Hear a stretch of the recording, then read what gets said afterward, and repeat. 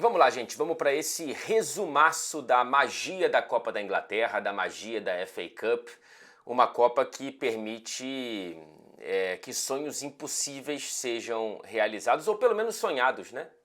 Tem uma história que a gente vai contar no vídeo de hoje que é sensacional, é histórica, e mesmo quando times de divisões inferiores perdem para times da Premier League, de divisões mais acima da pirâmide do futebol inglês, mesmo quando isso acontece, é um grande evento para a cidade, né? Quando o jogo é em casa, na casa de um time menor, de um time das divisões da base dessa pirâmide, né? Então, para além da bola entrar ou não, existe muita coisa bonita dentro das histórias, das inúmeras histórias dessa Copa da Inglaterra, que agora dá um passo na direção das oitavas de final. Inclusive, no fim do vídeo, eu trago o que o sorteio das oitavas de final já definiu.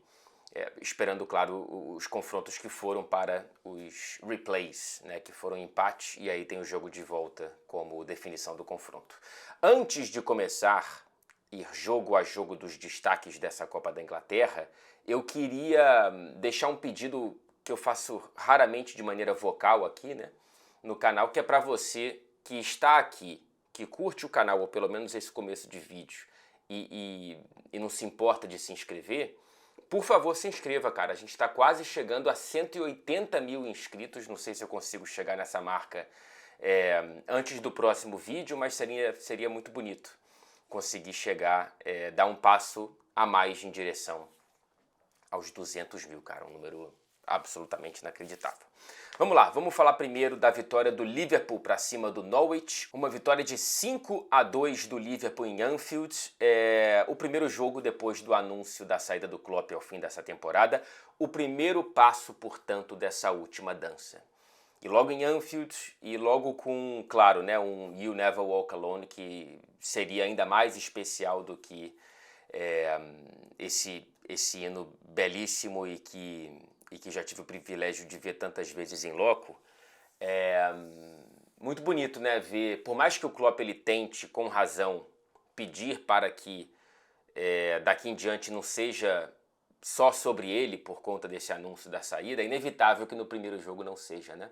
E foi muito bonito ver tantas faixas, tantos cartazes, tantos cachecóis, tantas bandeiras, com a imagem, com o nome, com mensagens para Jürgen Klopp, e deu para ver, não sei, assim, deu para perceber ele um pouco mais... na hora que tocou o You Never Walk Alone, ele parecia estar um pouco mais curtindo o momento, assim, né? Como parando para de fato absorver tudo que ele podia naquele momento em que o estádio como Anfield canta aquela música para ele, né? Você nunca estará sozinho. Bom, a curiosidade é que esse jogo foi contra o Norwich, do David Wagner, treinador também alemão, que é padrinho de casamento do Jürgen Klopp. Eles são amigos há quase 30 anos, jogaram juntos no Mainz, fizeram parte da mesma comissão técnica no Borussia Dortmund, e tem uma foto que eu achei que é maravilhosa, que é deles dois juntos depois de um jogo do Mainz, eles novinhos, né, cara, o Klopp com esse charutaço na mão, na parte direita da foto, e no lado esquerdo está o David Wagner com esse chapéu. Enfim, num pub pós-jogo, essa foto que traduz o grau de relação e a longevidade da relação desses dois. Uma imagem bonita da transmissão antes do jogo foi o Wagner conversando com o Klopp no corredor ali de Anfield. Imagino que sobre a própria decisão do Klopp, que certamente passou também pelo Wagner como um dos melhores amigos, que o Klopp já disse que ele é. Um ponto que eu acho bonito olhando mais para o campo e para o jogo é que no momento em que a torcida é convocada a refletir sobre o passado, o futuro se faça tão presente, o futuro brilhe tanto, né?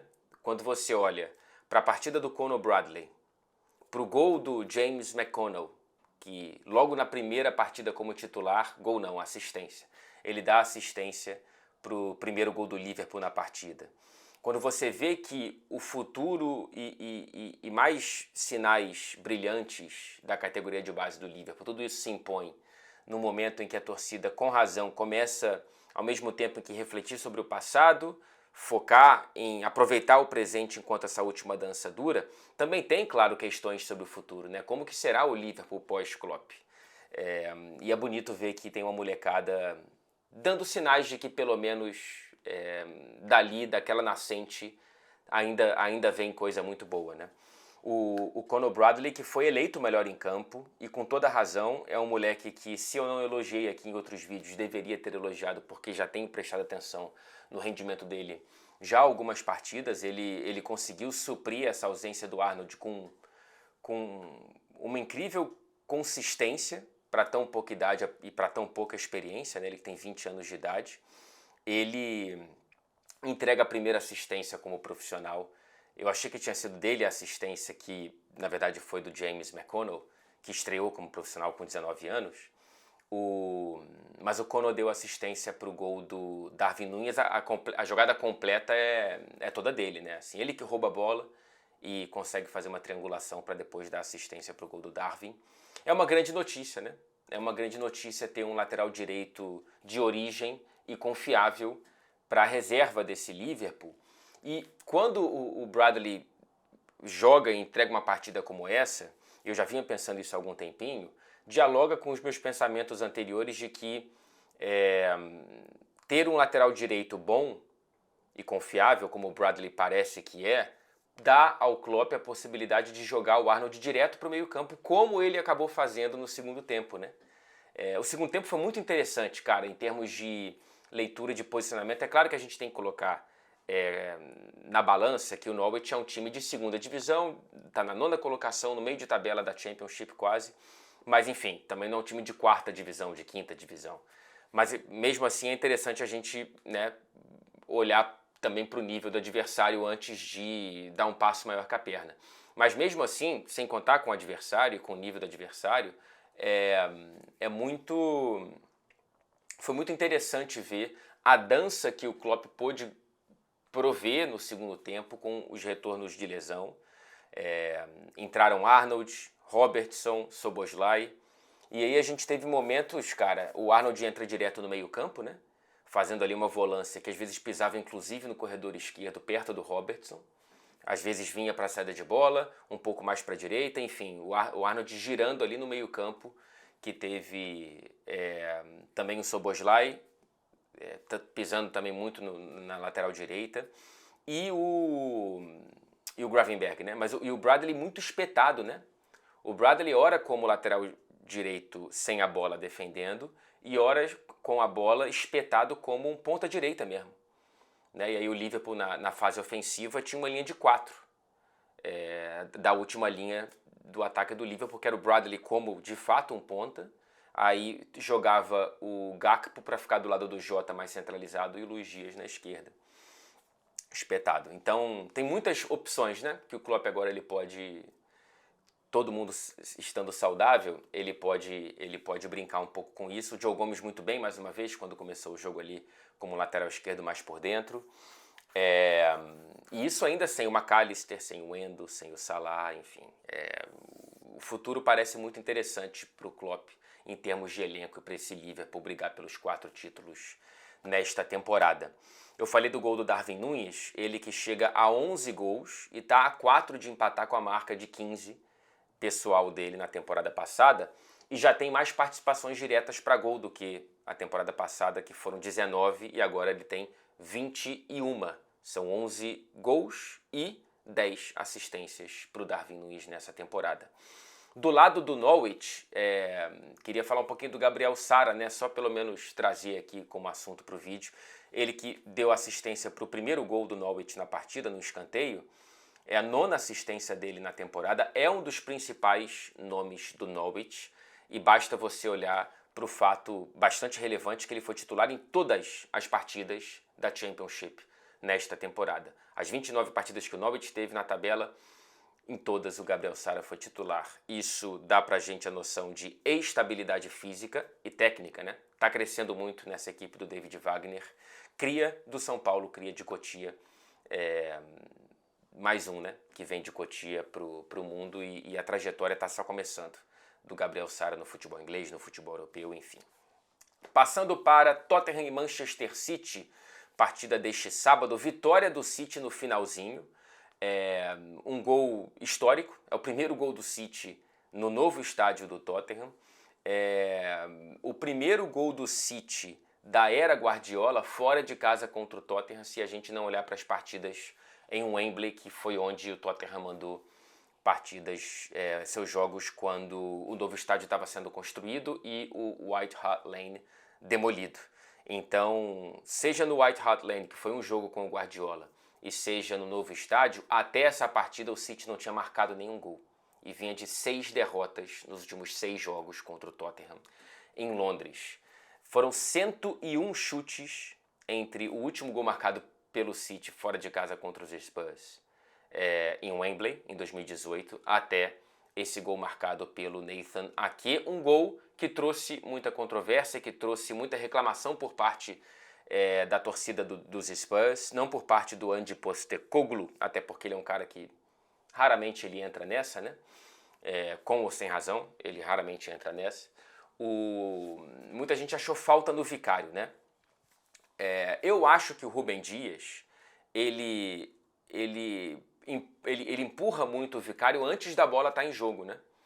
Eu acho que então a falta, não é falta porque não foi agressão, com a bola não estando em jogo, a falta se dá antes da cobrança de escanteio. Eu acho que na cobrança de escanteio o Rúben Dias está ali aproveitando uma brecha na regra que diz que ele pode disputar espaço sim, mesmo com o goleiro. E eu sou suspeito para falar, inclusive coloquei isso no Twitter, porque eu acho que a regra e a convenção pós-regra da arbitragem protege demais o goleiro. Pô, o goleiro tem a vantagem correta de pegar a bola com as mãos. Ele tem muita vantagem na altura ali, na disputa com os jogadores. Então, eu gosto que esse gol não seja anulado, mas eu entendo a revolta porque o critério geralmente anula esse gol, né?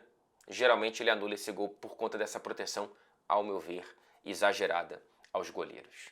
De qualquer forma, por mais que seja um gol que seja dolorido para a torcida dos Spurs, para parte da torcida que acha que foi falta, é um jogo que é uma vitória que traduz o jogo, né? É um placar que dá a tradução exata do que foi a partida, porque merecia uma vitória do Manchester City. Foram 18 chutes a gol do City contra 1 apenas do Tottenham, que por mais que tenha tido momentos interessantes no jogo de tentar agredir o City, não conseguiu de fato criar muitos lances de perigo, né? O que não dá para dizer o contrário. O City, por mais que não tenha sido um amasso, não foram 18 chutes e o Vicário brilhando em todos eles, foi um City muito mais presente no campo ofensivo e no terço final.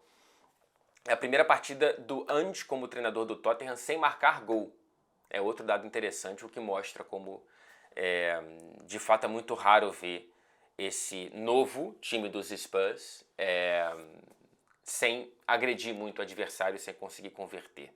Claro, é bom a gente colocar como parte dessa equação os tantos desfalques desse Tottenham, que não tem Bissouma, que não tem o Sarr, que não tem o Son, né, jogadores que estão os 2 primeiros na Copa Africana de Nações, o Son na Copa Asiática, mas que teve o retorno de James Maddison, enfim, né, desde a lesão dele.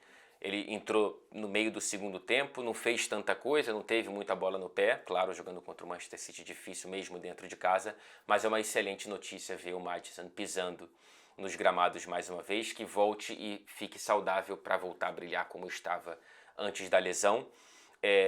Elogios especialmente para o Van de Ven, cara, do lado do Tottenham, né? Quanto mais eu vejo o Van de Ven, mais eu me encanto. Ele tem traços de ser um zagueiraço, assim. Ele tem algo ali que me diz, é claro que isso depende muito de consistência, não só técnica como física, ele está voltando de lesão, mas algo me dá a sensação de que esse cara ele vai ser um dos principais nomes da geração na posição. É essa a sensação que eu tenho nesse momento. Posso estar redondamente enganado, fazer previsão é sempre um risco muito grande, mas é a sensação que eu tenho, tá? O Doug foi muito bem também defensivamente, no primeiro tempo, especialmente. Do lado do City, eu não gostei mais uma vez do Vardiol, cara, e do Rúben Dias. O Vardiol, ele deve treinar muito bem, cara. Ou o Pep não tem outra opção por ali, o Sérgio Gomes ele não entrega taticamente talvez o que o Vardiol entrega, porque ele erra muito, cara. Ele erra muito. O Vardiol é um cara que me deixa decepcionado. Eu esperava mais dele, tá? Eu esperava mais do Vardiol. Mesmo que seja uma temporada de adaptação, inclusive, a lateral esquerda, ele que jogava mais como zagueiro, né? tanto no Leipzig quanto na seleção da Croácia. E o Rúben Dias é uma temporada ruim. É uma temporada ruim. É um dos melhores zagueiros do mundo quando está bem, mas nessa temporada, entre lesões e más atuações, não estou satisfeito com o nível do Rúben Dias, o que não dá para dizer o mesmo do Ake. O Ake, para mim, foi o melhor em campo do City, não só pelo gol, também pelo gol, é importante que faça gols, quando possível, mas é um cara muito consistente, aí eu estou falando do segundo zagueiro holandês, que vai muito bem nessa partida, fora Van Dijk, enfim, a Holanda realmente tem uma safra muito interessante de zagueiros de diversas gerações aí, né? O Van Dijk um pouco mais velho, o Ake no meio do caminho e o Van de Ven muito jovem. Mas enfim, o Ake já há algum tempo é o defensor mais consistente do Manchester City. E o segundo, por incrível que pareça, não coloco no Rúben Dias. O Stones volta e meia se machuca, estava no banco, né? Ontem, felizmente. Mas é o Akanji, que está machucado. Mas é um cara que ele não é brilhante, mas ele é consistente. O De Bruyne entrou no segundo tempo, não fez tanta coisa, apesar de ter batido o escanteio para o gol do Ake. Ele teve, por exemplo, uma chance de fazer um gol, né? Num erro do Højbjerg, que foi mal mais uma vez. É um cara que, para mim, já parece que faz parte mais do passado do que do futuro dos Spurs. Última temporada dele, imagino que seja. Não tem mais nível, né? Para esse time e para as ambições que os Spurs têm. E o Doku entrou muito mal. Entrou no segundo tempo, o Guardiola deu até um esporro nele, deu para ouvir muito claramente nos microfones, captaram ele falando: corre, cara, corre, porque ele perdia a bola e não estava se dedicando, mesmo tendo entrado com o tanque cheio, né? Então, foi muito mal o Doku. Depois do gol melhorou um pouquinho em prender a bola ali, mas não entrou bem. O jogo do Manchester City foi muito bom, tá? Mesmo com o Tottenham desfalcado, você fazer o que o City fez com o Tottenham não é algo fácil. Especialmente esse Tottenham do antes. Então, porque não é um Tottenham que está feliz por sentar te dar a bola como era com o Conte. Acabou tendo que fazer isso porque não conseguia pegar a bola, né? Porque é muito difícil roubar a bola do Manchester City quando está inspirado. O começo do jogo, especialmente do City, foi um negócio muito impactante. Muito impactante. E o Tottenham virtualmente sem mais chance de título na temporada, né? Claro, não está na final da Copa da Liga, caiu agora na Copa da Inglaterra, não está em competições europeias e na Premier League é muito difícil, né? O grande objetivo, acho que o grande gol em termos de objetivos em competições nessa temporada seria voltar para a Liga dos Campeões, né? Por meio da Premier League, ficar ali no top 4 ou top 5, a depender de quantas vagas a Premier League tiver para a próxima Champions. O que já seria um grande passo, cara. Assim, eu acho que sinto setores da torcida, enfim, influenciadores e tal, irritados com esse momento de muitas derrotas em pouco tempo e tal, mas é importante, acho, não perder a perspectiva de que uma temporada terminando com vaga para a Champions League ou até para a Europa League já seria um passo bom para a reconstrução desse Tottenham com uma nova identidade, com novos jogadores e etc e tal, ainda mais com tantas lesões e tantas perdas, né? Então, eu acho importante lembrar disso. Passando para a grande história dessa rodada da Copa da Inglaterra, que foi, mais uma vez, protagonizada pelo Maidstone United. Eu falei deles no último vídeo sobre a Copa da Inglaterra, eles já tinham causado uma surpresa por conseguir se classificar para essa fase de 32 avos, e agora, meus amigos, eles bateram fora de casa o Ipswich por 2-1 numa partida que lembrou aquelas estatísticas daquele Barcelona e Celtic. Entendedores entenderão, entendedores lembrarão. Foram 38 chutes do Ipswich contra 2 do Maidstone. Dos 38 chutes do Ipswich, apenas um entrou. 100% dos chutes do Maidstone entraram. Impressionante, cara. O tal do XG do Ipswich foi superior, não, foi quase de 4 gols e o do Maidstone menos de 1. Então a partida assim poderia ter sido, sei lá, um 4-1, vai. E foi 2-1 pro Maidstone United, que é um time de 6ª divisão, tá? É um time de 6ª divisão que bateu fora de casa uma das sensações da 2ª divisão da Championship nessa temporada, os atuais campeões da 3ª divisão. Olhando para a pirâmide, o Ipswich está 90 e tantas posições acima do Maidstone United, que está lá na 6ª divisão, tentando brigar por, quem sabe, um acesso para a 5ª. Então, é uma história formidável, cara. É uma história formidável desse Maidstone United classificado para a próxima fase da Copa da Inglaterra e que teve um brasileiro como protagonista e eleito melhor em campo, o goleiro Lucas Covolan.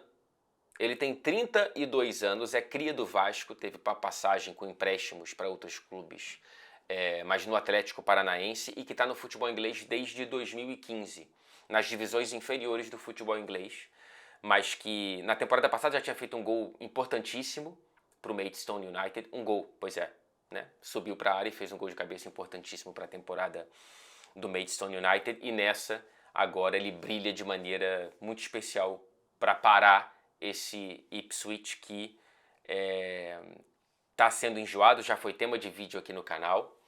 E, enfim, é o futebol, né, cara? É o futebol que permite isso. 38 chutes e 2-1 para o time que só deu 2 chutes, e que permite, a Copa da Inglaterra permite isso, esse sonho, né, que eu falei aqui, já realizado. Independentemente do resultado da próxima fase, o Maidstone, cara, está nas 8ª de final da Copa da Inglaterra, sendo um clube da 6ª divisão. Não é só de cenas bonitas, né, que a gente tem para falar hoje. Teve uma confusão feia no clássico, um clássico bem amargo, cheio de bile, que é o de West Bromwich e Wolverhampton. É a primeira vez que esses clubes se enfrentam com torcida desde 2012. Então, cara, são mais de 10 anos aí, sem a gente ter o ambiente que a gente teve hoje no estádio do West Brom.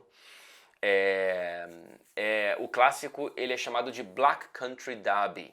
Black Country é o apelido que a região ganhou, principalmente na época da Revolução Industrial aqui na Inglaterra, por conta da cortina de fumaça negra da produção industrial daquela região. E, enfim, a gente tem esse derby aí do Black Country, e tivemos, depois do gol do Matheus Cunha, que foi o segundo do Wolverhampton na partida, o Wolverhampton consegue essa vitória mesmo numa partida esquisita em que o West Brom até criou um pouco mais do que o time do Gary O'Neill, mas o Matheus Cunha, que aliás, mais uma vez importante, né? 8º gol na temporada, 3º dos últimos 5 jogos, ele faz o gol e ele faz uma comemoração que é brilhante para o torcedor dos Wolves e muito irritante para o torcedor do West Bromwich, que ele aponta para o escudo dos Wolves e faz assim, ó, isso aqui é tudo nosso. Isso aqui é tudo nosso. Ele faz umas 2, 3 vezes. E aí começa uma confusão, que teve invasão ao gramado. O jogo foi paralisado por quase meia hora. Os times foram para o vestiário e tinha a chance de o jogo ser suspenso. Mas aí eles voltaram e tudo ficou organizado. Eu tenho uma imagem muito chocante, não vou botar aqui não. Mas o torcedor todo sangrando do West Bromwich depois dessa confusão aí nas arquibancadas. Passando para outro brasileiro brilhando nessa Copa da Inglaterra, e esse é o maior brilho brasileiro, que é o hat-trick do João Pedro, cara. Mais um hat-trick dele com a camisa do Brighton. O João Pedro, que é o maior artilheiro brasileiro nas 5 principais ligas europeias. Entre os que jogam as 5 principais ligas europeias, ele tem mais gols do que Rodrigo, mais gols do que Vinícius, mais gols do que Gabriel Jesus, Matheus Cunha, enfim. O João Pedro já tem 18 gols nesta temporada, e foi fundamental para a vitória do Brighton nessa Copa da Inglaterra, para a classificação do Brighton. A curiosidade é que dos 18 gols do artilheiro da Copa da Inglaterra, do artilheiro da Europa League, 10 foram de pênalti. Nesse jogo, inclusive, foram 2 dos 3 da cobrança de penalidade, o que não é demérito, tá? Não é demérito, e inclusive é um mérito do João Pedro ter 100% de conversão. Dos 10 pênaltis que ele teve, 10 foram marcados. Então, o João Pedro, além de ser o artilheiro brasileiro do futebol europeu, é o artilheiro entre todas as nacionalidades de pênaltis cobrados nesta temporada e se mostrando muito clínico dali. Bonito ver o João brilhando tanto, cara. Bonito mesmo. Passando rapidamente para o empate entre Chelsea e Aston Villa, teremos um replay em Birmingham, numa data que eu acho que ainda não foi definida, para definir essa vaga das 8º de final. Um Chelsea bem melhor no primeiro tempo, mas que deixou o Aston Villa crescer. Um crescimento do Aston Villa muito na esteira, mais uma vez, do Dibu Martínez salvando. o time, né? O Dibu foi muito, muito, muito bem mais uma vez. Enfim, foi fundamental. Possivelmente o melhor jogador em campo para que o placar ficasse no 0-0. Mas depois do crescimento do Aston Villa, o Petrovic foi muito bem também no gol do Chelsea, conseguindo salvar algumas chances que o Aston Villa teve e que foram para o gol. Aliás, dando a sensação de que o Sanches vai brigar por posição, né? Não sei até o retorno do espanhol como que estará o Petrovic no gol do Chelsea, mas a sensação, se for a mesma, é que a titularidade por méritos talvez não fique com o Robert Sanches, tá? Que foi contratado para ser titular, evidentemente. Não sei. O Pochettino pode ter a preferência dele independentemente do que o Petrovic está mostrando dentro de campo. Mas ele está mostrando muita coisa boa. Muita coisa boa. E uma boa notícia para a torcida do Chelsea é que a lesão do Cowell, do aquecimento, não foi séria. O Pochettino, inclusive, disse que esperava que ele voltasse aos treinamentos nos próximos dias. Então, foi mais precaução a retirada dele do time titular no aquecimento do que por uma lesão. Chegando na reta final do vídeo agora, falando da vitória do Manchester United por 4-2 fora de casa diante do Newport County, 16º colocado da 4ª divisão da League 2 aqui na Inglaterra. E por mais que, enfim, tenha sido um jogo fora de casa, esses estádios eles podem virar uma arapuca, um alçapão, uma armadilha para times grandes como o Manchester United. O time do Ten Hag escapou de um vexame, né? Escapou porque abre 2-0 no placar no primeiro tempo e estava muito bem na partida, abre dentro dos 20 minutos, né? Já faz 2-0, só que consegue sofrer o empate, né? Imagina, cara, se esse resultado permanecesse ou até uma vitória do Newport, né? Assim, então seria um negócio muito, muito, muito complicado, assim. Eu não sei se eu sou muito chato, e a resposta é sim, mas é o tipo de vitória que não tira nem 1 milímetro da insatisfação de uma parte considerável de quem acompanha o Manchester United com o Ten Hag, né? Não foi uma vitória de 4-2 com o amasso do Manchester United. Cara, vamos lá, repito, é um time que é o 16º colocado da 4ª divisão, contra um orçamento de Big Six.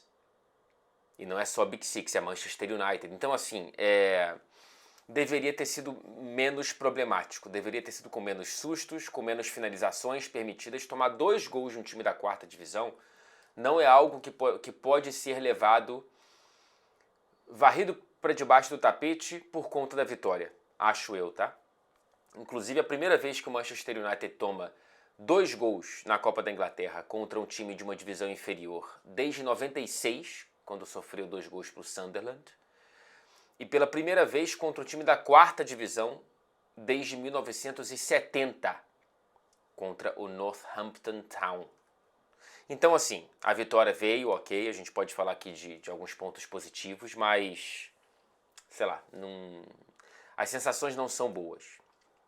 Os pontos positivos existem. O Antony finalmente consegue participação direta para gol, né? Ele sai com uma assistência e com um gol. A primeira assistência da temporada, o primeiro gol da temporada, ele não participava diretamente de nenhum gol do Manchester United desde maio, no jogo pela Premier League contra o Wolverhampton no fim da temporada passada. Não foi uma partida ótima do Antony, foi uma partida determinante, porque ele participa de 2 dos 4 gols diretamente. Mas não foi uma partida ótima, ainda mais considerando o nível do adversário. Tivemos o primeiro gol do Mainoo como profissional, 18 anos de idade, tem muito futebol esse garoto, sempre elogio aqui quando possível e merecido, e geralmente é merecido e possível. Então fiquei feliz de vê-lo marcando. Um bonito gol do Bruno Fernandes, né, para abrir o placar na assistência do Antony justamente. E tivemos o gol do Højlund, 8º gol dele com a camisa do Manchester United, são 5 na Champions, 2 na Premier e agora 1 na Copa da Inglaterra. O Højlund, eu já disse aqui, eu gosto dele, né? E eu enxergo um futuro muito especial para ele. Eu acho muito estranho o quanto ele recebe de oportunidade dos companheiros. Assim, é muito pouco passe bom para o Højlund marcar. O Højlund perde poucos gols, até porque ele recebe poucas chances claras. Eu sinto que tanto o Antony quanto o Garnacho tem como plano 0-1, tem como automatismo finalizar eles mesmos finalizarem a jogada e não servirem o Højlund. Não são grandes assistentes, né? Os dois pontas do Manchester United. O Rashford também não é um cara, daqui a pouco vamos falar dele, que costuma dar assistências. Nessa temporada, então, né, muito menos. E o Bruno Fernandes também é um cara muito de finalizar a jogada. Então, eu sinto que o Højlund está um pouco, meio que um peixe fora d'água ali. Ele está sobrevivendo com um pouco de migalha que o time dá para ele. Então, eu acho que ele é mais vítima, ele ter apenas 8 gols, do que falha dele, né? Ele não tem uma enormidade de gols perdidos porque não tem uma enormidade de chances. Queria falar um pouquinho também do outro centroavante, do Newport County, que é uma dessas histórias da Copa da Inglaterra. O Will Evans, que tem 26 anos, é o artilheiro da 4ª divisão. Ele já tem 19 gols na temporada, marcou hoje o segundo gol da equipe, o gol do empate do Newport County, e ele já tem 15 gols na 4ª divisão, mesmo no 16º colocado. Ele tinha 2 empregos até 3 anos atrás, trabalhava na fazenda da família com as vacas ali. Então ele tirava leite da vaca de manhã e depois ia jogar futebol e treinar, etc. Enfim, uma dessas histórias do futebol semiprofissional, né? Tivemos também o retorno do Casemiro, que não jogava desde novembro. Boa notícia, acho que foi o primeiro jogo, se eu não me engano, do meio-campo que eu acho ideal, que é Casemiro, Mainoo e Bruno Fernandes. É o meio-campo que eu julgo como ideal e tomara que o Ten Hag tenha a possibilidade de escalá-los com frequência daqui adiante. Rapidinho sobre o Rashford, ele não viajou com a delegação. Eu ainda não vi o que o Ten Hag falou depois do jogo sobre o caso, mas eu ouvi o que ele falou antes e já trago. Para explicar, o Rashford ele não treinou na sexta-feira porque estava doente, de acordo com o clube. Ele não viajou, também de acordo com o clube, porque ele estava doente, mas diversos veículos da imprensa inglesa dão a informação de que o Rashford foi visto numa boate de quinta para sexta de madrugada em Belfast, na Irlanda do Norte, e aí chegou para treinar doente na sexta-feira de manhã. O que confirma o rumor de que o Rashford passou um pouco da linha dessa vez é que antes do jogo, o Ten Hag, quando perguntado sobre a ausência do Rashford, ele falou que é uma questão interna e que ele vai resolver. Se fosse de fato uma gripe ou o cara está doente, ele não falaria isso, né? Então parece ter tido de fato um caso de indisciplina. Não sei se o Ten Hag falou algo mais claro sobre isso depois do jogo, mas enfim, uma pena, né? Uma pena e mais um problema nessa longa lista de problemas na temporada do Manchester United. Vamos passar e finalizar aqui com a definição do sorteio das oitavas de final. Vários confrontos aqui ainda não estão 100% definidos porque dependem dos replays, né? Das partidas que ainda serão disputadas para aí sim definirem os últimos 16 classificados para essa fase. Mas teremos Luton Town contra Manchester City em Londres. O Luton que bateu o Everton fora de casa nesse sábado. 2-1, não falei sobre esse jogo porque não vi, não tive tempo de pesquisar, desculpa, mas enfim, jogo um pouco encardido para o Manchester City, porque enfim, já viu na própria pele como é difícil enfrentar o Luton Town quando eles estão num dia bom dentro de casa, no Kenilworth Road. O Wolverhampton recebe o Brighton, outro confronto de Premier League. Aí teremos o Manchester United visitando ou o Bristol City ou o Nottingham Forest. O Liverpool esperando a definição do vencedor de Watford e Southampton, então o Liverpool contra um time da 2ª divisão. Bournemouth recebe o Leicester. O Blackburn decide com o Wrexham a vaga de quem enfrenta o Newcastle que bateu o Fulham por 2-0 em Londres. Também, assim como o jogo do Luton e do Everton, não consegui me preparar para falar sobre esse jogo nesse vídeo, peço desculpa, mas está aí o Newcastle nas oitavas de final esperando o vencedor de Blackburn e Wrexham. O Chelsea e o Aston Villa decidem em Birmingham, no Villa Park, a vaga de quem enfrentará Leeds ou Plymouth. Então esse é o único confronto em que não tem nenhum dos dois lados definido, né? Chelsea ou Aston Villa contra Leeds United ou Plymouth. E aí para fechar, o último confronto, o Maidstone United tem uma chance aí, hein, cara? Imagina chegar nas quartas de final, porque ele pega o vencedor de Sheffield Wednesday ou Coventry City. Então, assim, não é como se ele fosse pegar um bicho-papão. Mas, lembremos, é um time da 6ª divisão. É isso, rapaziada. Até o próximo vídeo. Obrigado, como sempre, acima de tudo, pela paciência rumo aos 180k. Conto com a sua ajuda.